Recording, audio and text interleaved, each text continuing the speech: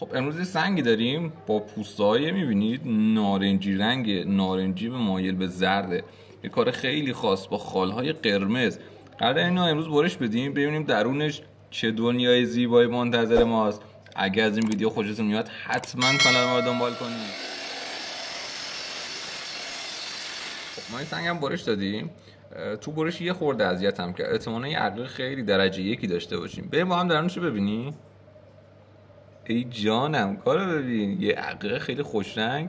مرکزشو میبینید یه خورده ژئود فشرده است و باز هم مرکزش یه خورده در سلیمانی داره. یه کار خیلی زیبا و درجه یک. اگه از این ویدیو خوشتون اومد لایک و کامنت فراموش نشه.